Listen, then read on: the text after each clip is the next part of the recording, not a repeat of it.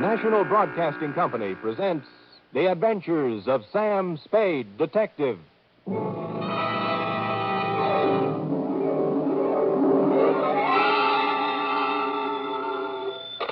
Sam Spade Detective Agency. Me, sweetheart. Sam!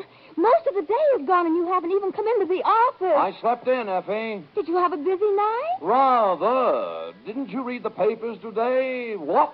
Oh, I've given up reading the papers. They're so full of bad news lately. Well, they're especially full of bad news today, Eff. What happened? Oh. Did your bowling team lose again? Effie, I'll thank you not to mention my bowling team in public. It's just a matter of getting a little exercise. And it didn't lose, it won, even without me. It only seems to win when you don't play on it, Sam. Effie, don't forget your position. Sorry, Sam. Anyway, how do we get on this bowling kick? We're supposed to be talking about something else. About last night. Oh, yes. Well, this one has more than local complications. Intrigue, foreign correspondence, dirty work on a grand scale. It's international in scope. You'll chill with me. You'll thrill with me. Half rogue and half renegade. It's Sam Spade in the Red Star caper.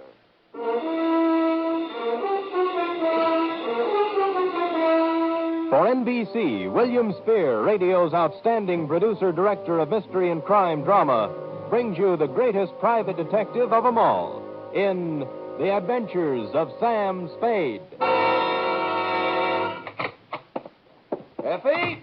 Yes, Sam. Yeah, I'm here. It's about time. Well, I'm here. It's about time. Effie, you sound more like a shrew every day. Thank you, Sam.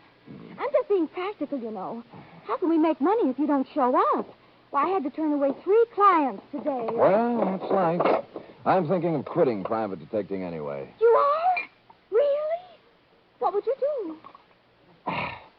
Well, I know a reporter's job that's open. Now, how would that sound? Scoop Spade. My beat is the universe. Oh, that sounds terrible, Sam. You'd make a silly reporter. You can't even type. Sometimes, Effie, you hit the nail right on the point, where it hurts. Now, let's get down to business. Well, I hope I didn't offend you, Sam. Well, watch us. Date January 12th, 1951. To Lieutenant I.C. Kelsey, homicide detail, San Francisco Police. From Samuel Spade, license number 137596. Subject, the Red Star caper. Dear Kelsey, it had been some time since I had attended a lecture. In fact, the last one I can remember is when Margaret Sanger passed through town. But last night at 8 o'clock, I filed into the Central Municipal Auditorium along with several hundred other people, including college students, newspaper men, professors of political science, the usual curious complement, and a goodly sprinkling of snuffling indigents who welcomed any easy means of escaping the cold winds that whoop through the Mission District at this time of the year. Ladies and gentlemen,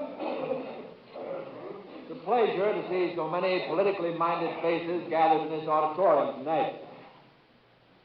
To let the world know that so many of us are trying to keep abreast of the fast-moving and sometimes confusing events of our troubled days serves as a graphic example to those who would try to take our liberties away from us that we are ever alert and that we will continue to defend those liberties.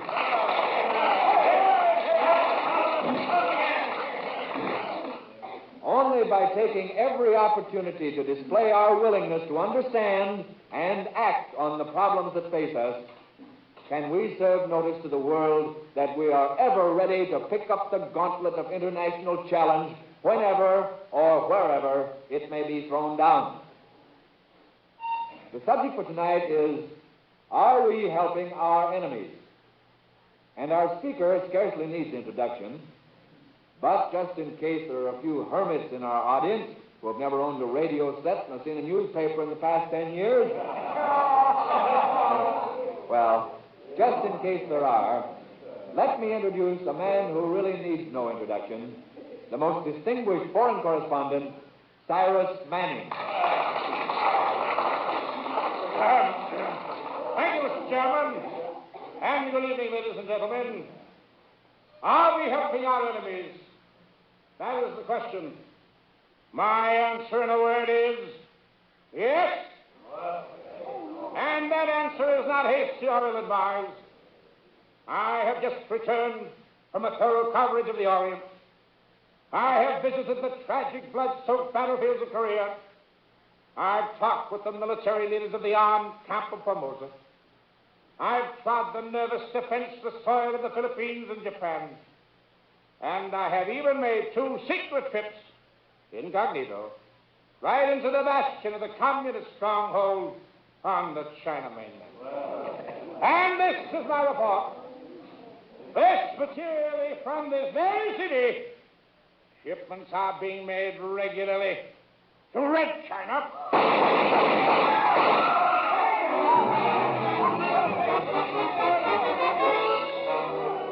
I was sitting halfway up the hall when the lights went out. I cut for a side aisle and raced for the stage. Someone was running for a back exit, and I followed. I was too late. The car had roared out of a back alley and was gone.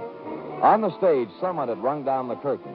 Cyrus Manning was on the floor, and the chairman was bending over him. He's dead. They almost shot me, too. Let me see. Yeah, you're right. There's nothing anybody can do for him right now. The lights went out and then the shots. Oh, this is the most terrible thing that ever happened to me. To you? Shall I ask him to get up and call the police, or do you think that with one last dying effort you might do it? I'll call him. I guess he did get the worst of it. I guess he did. And that's how the news reached you, Kelsey. Now, I suppose you want to know how I happened to be at a lecture where the lecturer happened to be shot. Well, I'll tell you, and don't think it makes me happy. You see, I was supposed to be his bodyguard. Now, let's start at the beginning, shall we? It's early afternoon. Our stupid hero is sitting around trying to break the code on a scratch sheet. Sam, are you in? Oh, only the clients, F. Who is it? Dick Davis, foreign news editor on the Tribune. Well, he probably has me confused with Mr. X, but I'll take it. Yeah, Dick? You ever hear of Cyrus Manning, Sam? The foreign correspondent? Yeah, that's the one. He's in town. He got here yesterday. Well, what is it, a benefit? You want me to do card tricks or something? He needs a bodyguard. I don't know anybody else who would be crazy enough to take the job, so I called you. Oh, gee, thanks. Read the letters to the editor column tomorrow for my reply. I didn't know whether you'd take the job, but I sent him over to see you anyway. Who does he want to be bodyguarded against? Well, I'll let him tell you about it, Sam, but I'll give you a clue. Their home base runs west from the center of Berlin, east to slightly below the 38th parallel. Oh, those people, huh?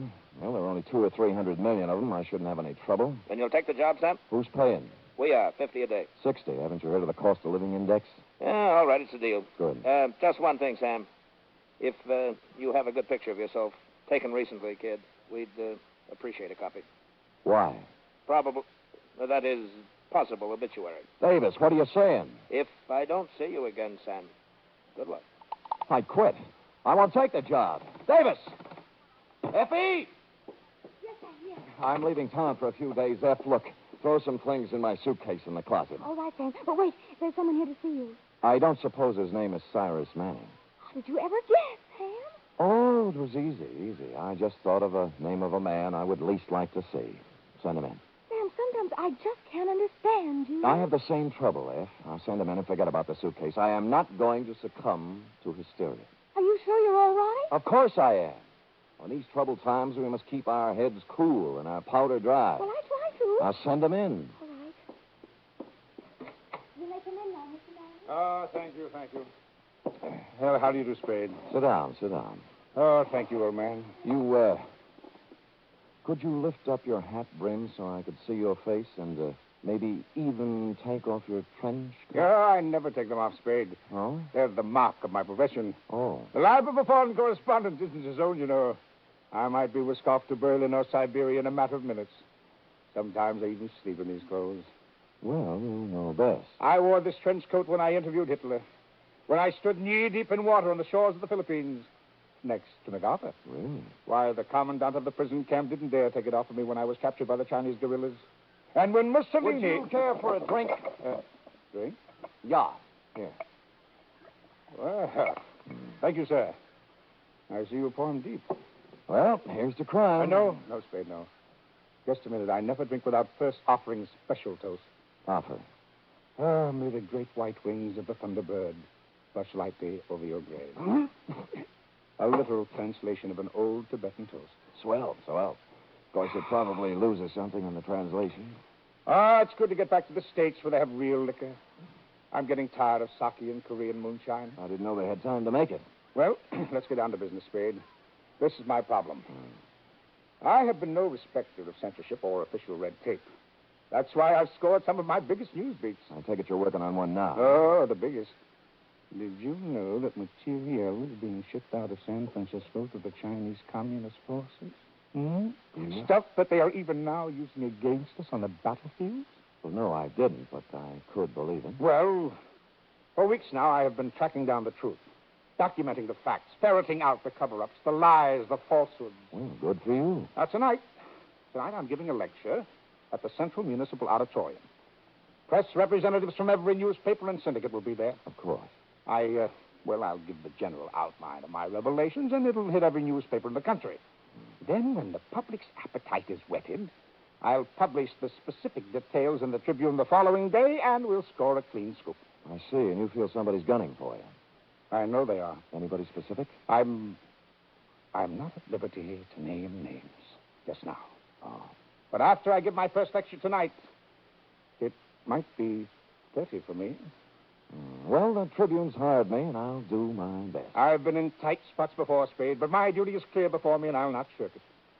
I won't need you before the lecture, but immediately after, your services will be appreciated. Well, why don't I stick with you starting right now? Now, after the lecture will be soon enough. You know best. They think I'm afraid to talk, but I guess I'm going to give them a surprise, huh?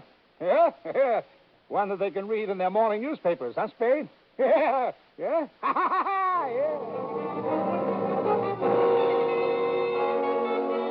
Well, he was half right, Kelsey. Might not have been a surprise, but they were able to read it in the morning papers. And at least Manning got a laugh out of it, which was more than I did. You arrived at the murder scene 3 minutes after you were called. He was shot, Sam. I would say so, Kelsey. I would say so. Well, and it's easy. We'll search everybody in the audience before we let them go. Kelsey, I was in the audience. Manning was shot from backstage, and whoever did it ran out the back door. Oh, that's right, Sam. You already told me that. That makes it a little harder. Yeah. Now, look, Kelsey, the doorman is sitting right over there. See, the killer knocked him down coming into the stage. Now, why don't you question him? You're not kidding me, Sam. Kelsey, so help me, it's straight. All right, let's question him. You the doorman? Yeah. He hit me right in the jaw. Just like that. Oh, no, you guys! Kelsey, for heaven's sake, get up. Hitting a police officer. I'll have you arrested. I'm sorry, officer. I'm terribly sorry. It was an accident. I was just showing you how he hit me.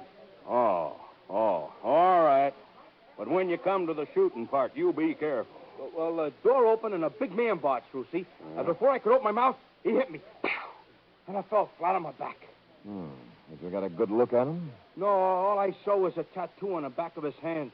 It was a red star. You mean he stood there and shot Manning and you didn't see him? As soon as he knocked me down, he put out the lights.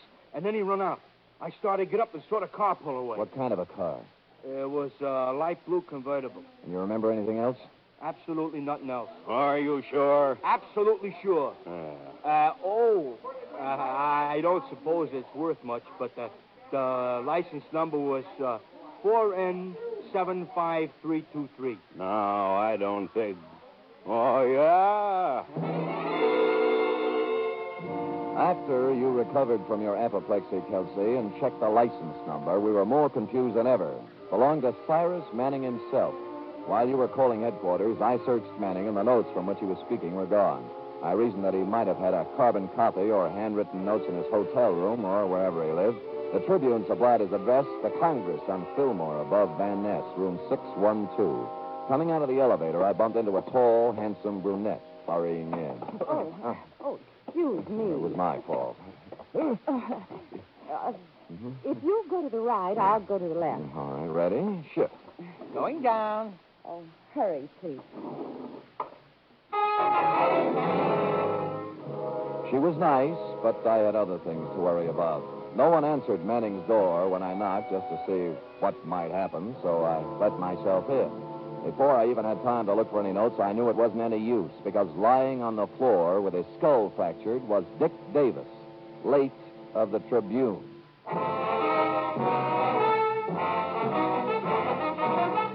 You are listening to the weekly adventure of radio's most famous detective, Sam Spade.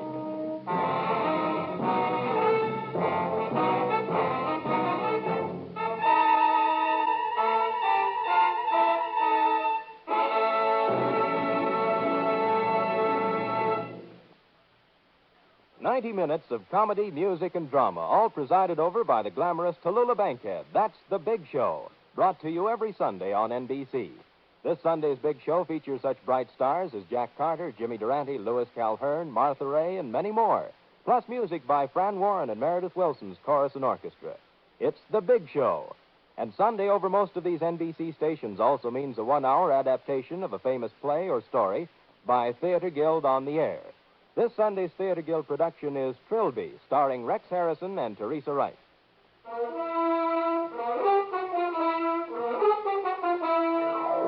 And now back to the Red Star Caper, tonight's adventure with Sam Spade.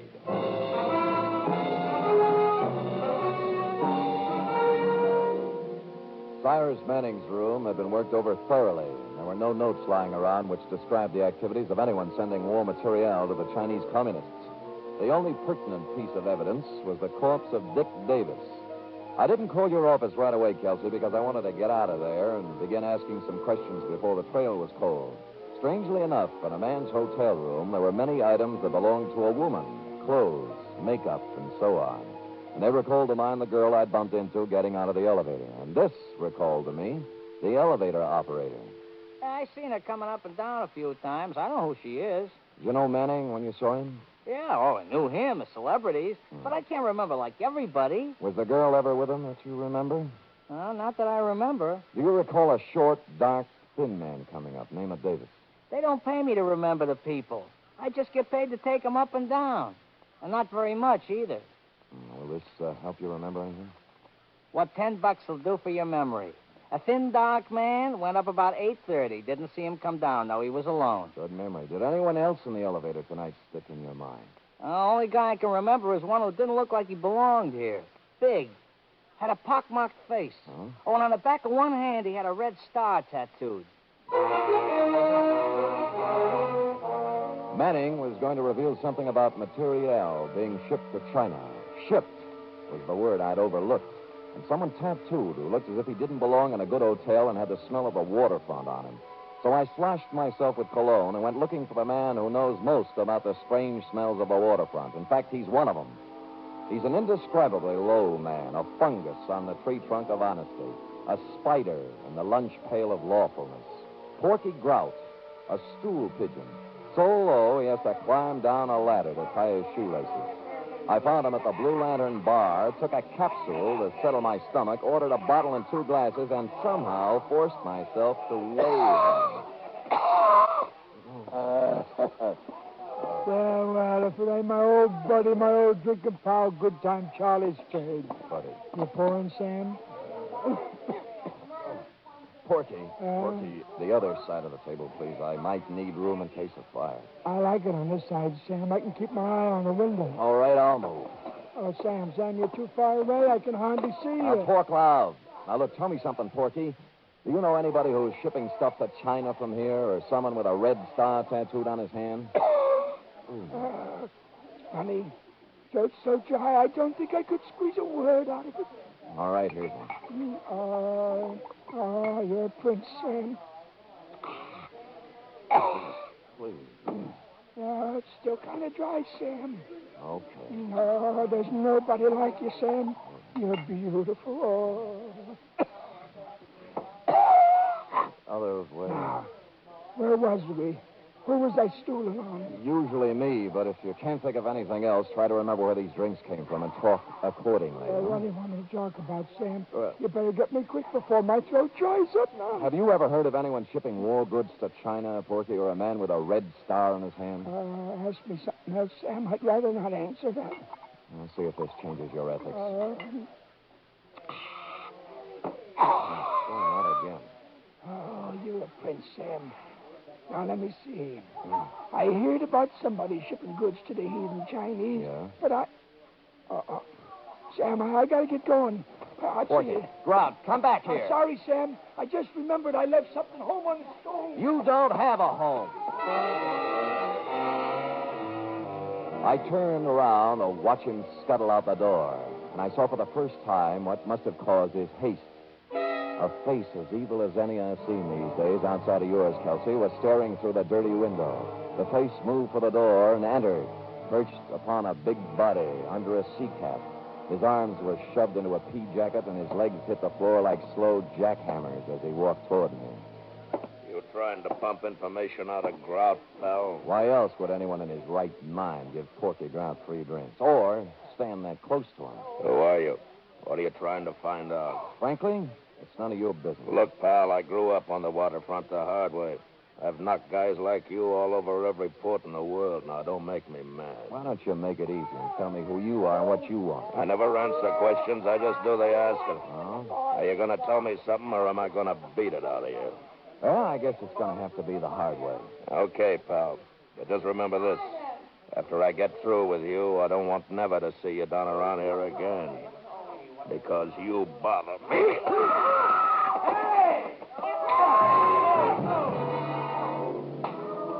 Now we come to the embarrassing part of my report, Kelsey. I did everything I usually do, but this time it didn't work. And now I know how those other puppies I batted around for the past few years feel. But all was not lost.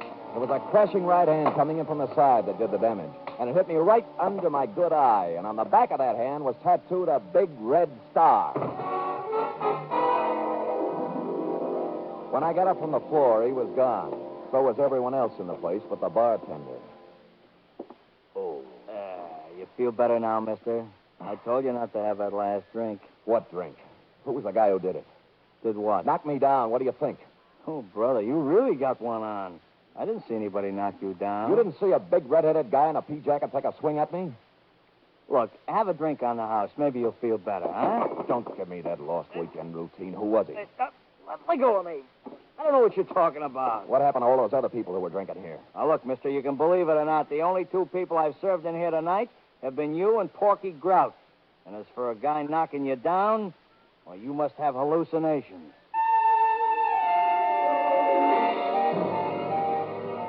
Threats, money, nothing worked. And I knew nothing would either because the sign had been put on them. So before anything more serious happened, I got out of there.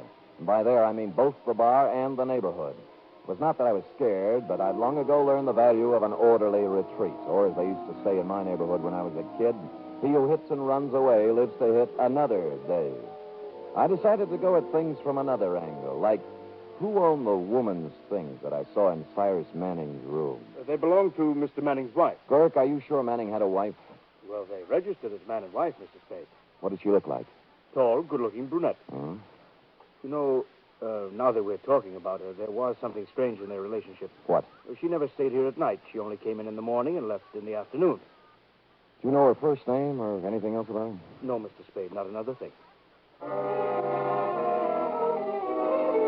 Well, it was a start, at least. She was obviously the girl I'd met on the elevator. I looked up a number of Manning's friends, but the first 3 or 4 couldn't help me.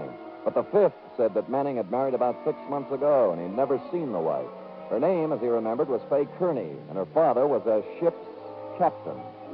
I ran down the name Kearney over at the maritime office and discovered that he owned 3 ships, 2 of which were in port. On the first ship, the Downwind, they told me Kearney lived on the other one. It was the Western Sun at Pier 92. I went up the gangplank to the forward housing where the captain's cabin normally was located.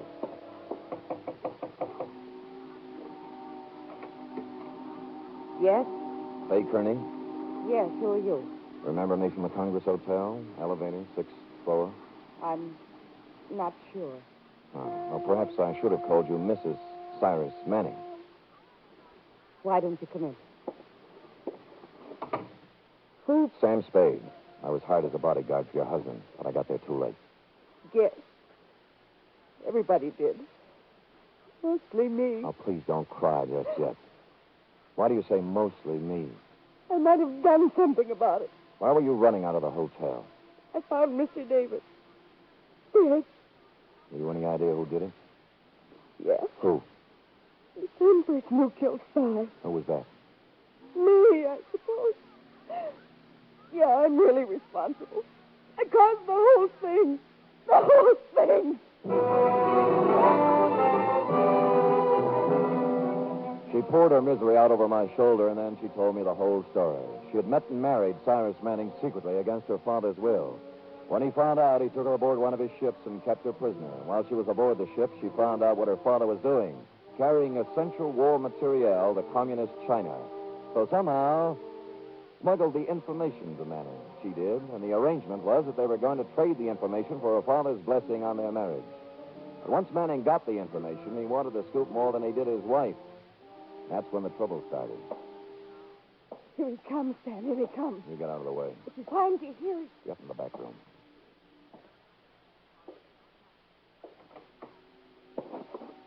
What are you doing here? Just came to pay you a visit.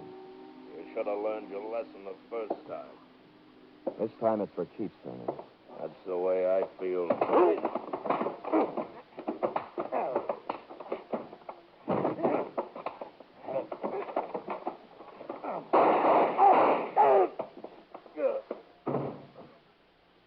I couldn't let him kill again. I just couldn't.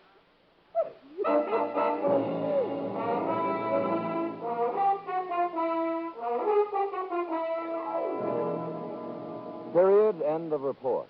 Did he die, Sam? It was a matter of seconds, Beth. Oh, Sam. All that poor girl wanted was love. And look what happened to her.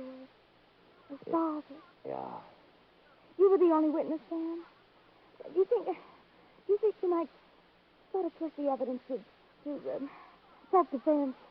I'm tempted, Effie. I'll say that much. Now, go type that up. All right, Sam. I will.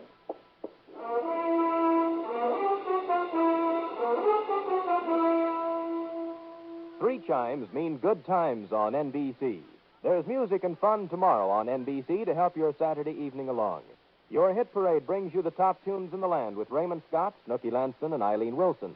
The Dennis Day Show sparkles with songs and madcap adventures, starring charming, boyish Dennis Day. And Grand Ole Opry presents Red Foley and his friends in 30 minutes of music and laughter, Western style. Here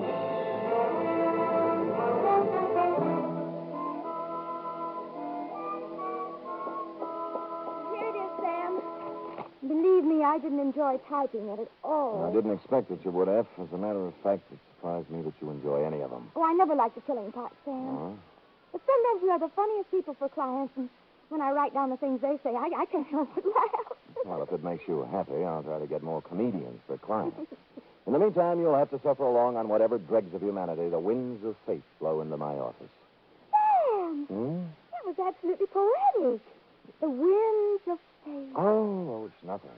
I expect to appear in the next edition of Bartlett's Familiar Quotations. Now, would you like to hear one of my longer attempts at poetic phrasing? Oh, yes, Sam. I'd love to hear it. Oh, good. This is called cigar. A cigar isn't far from a large cigarette in the raw material it employs, but the smoke is no joke, if you haven't learned yet, for it weeds out the men from the boy.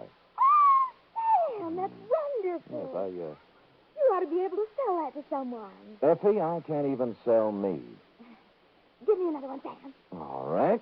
There was a young girl with a heart as big as the wheels on a cart. At the end of the day, she always would say... Good night, Sam. No. Good night, sweetheart. Oh, Sam, you're wonderful.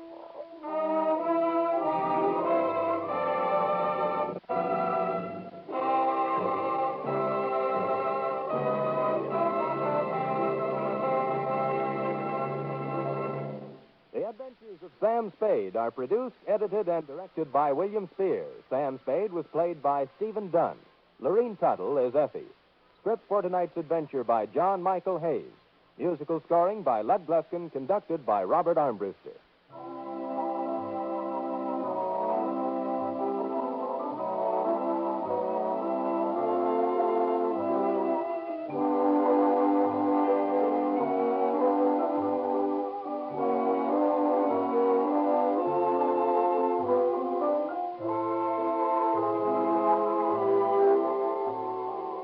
Join us again next week, same time, for another adventure with Sam Spade. Enjoy the magnificent Montague, then it's Duffy's Tavern on NBC.